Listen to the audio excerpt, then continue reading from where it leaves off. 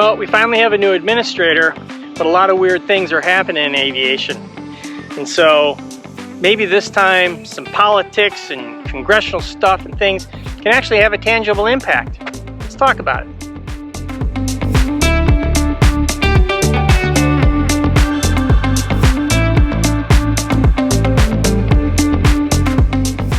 Hey everybody, welcome back.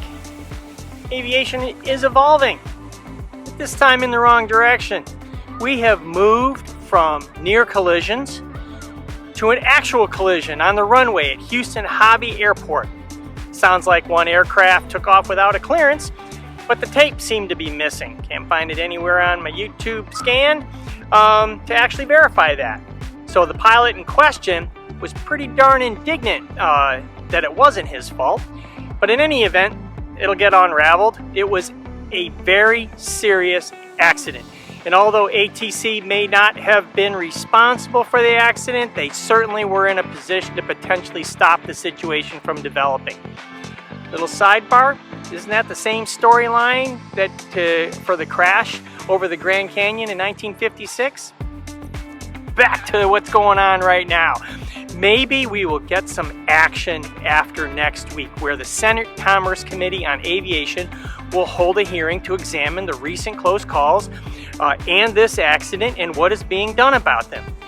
Leading the witness list is the chair of the NTSB, who has been very aggressive about how slow the FAA is on implementing corrections, including numerous NTSB recommendations.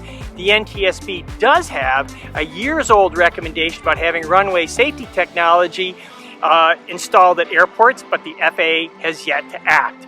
So maybe we can stop talking about it, and it'd be great if something tangible comes out of these hearings.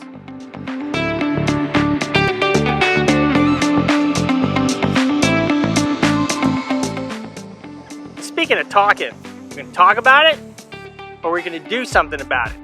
Climate change. One of Europe's busiest airports is shrinking in tangible actions to improve its environmental impact. Schiphol Airport in the Netherlands is reducing its overall capacity in a broad sweeping set of regulations to reduce their environmental emissions. Next summer, KLM, the Netherlands' home airline, will lose 5,700 slots. And EasyJet, another big carrier in the area, will lose 700 slots, and 24 other airlines won't be able to fly there at all. One of them happens to be JetBlue, and they thought they had a deal. The Netherlands government is not backing down and pressing on in capping its environmental footprint. Now, JetBlue has convinced the US DOT to file a complaint against the Netherlands' action, stating it violates the Open Skies Agreement. The U.S. position is that under a balanced approach, is what they call it, section of the agreement, that is not enough actions were taken in other areas of airport stuff to reduce, before you can reduce the capacity. This all seems kind of weird to me. The U.S. is all about climate change, and here the Netherlands are taking some hard, aggressive actions, and instead of being supportive, we're telling them how to do it. Like we know how to do it. JetBlue may be taking a hit, but so is their home airline KLM. They are addressing environmental issues by capping the 6th largest carbon polluter. Their country, their choice. That's my view. Why am I confused about this? At the same time, we are reducing slots at the New York City airports because we don't have the staffing. Hey, Schipol, important safety tip. Just tell them you don't have enough controllers and all is okay.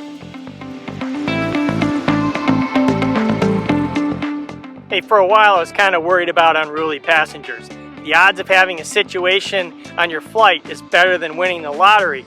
And I buy tickets for that lottery every week with some ill-guided hope.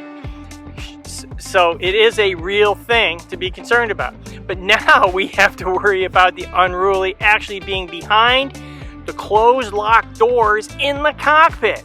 In October, a first officer was indicted for using his authorized gun to threaten the captain to avoid making a diversion due to a medical situation with a passenger on board. What? Okay, I know they've been approved to have guns, but why do they have guns? These people are behind a locked door. The only threat is each other. and furthermore, a pilot on a Horizon air flight was riding in the jump seat and tried to shut down the engines mid-flight. This is way uncool. We have to worry about other passengers, and we have to worry about who is driving. Hey, will they let me drive? I promise I won't take any mushrooms before I get behind the locked door with all those levers and switches. Promise. Thanks for tuning in. Hit like, subscribe, better yet, leave a comment. That simple act really helps on how I can do better at this. We'll see you next time.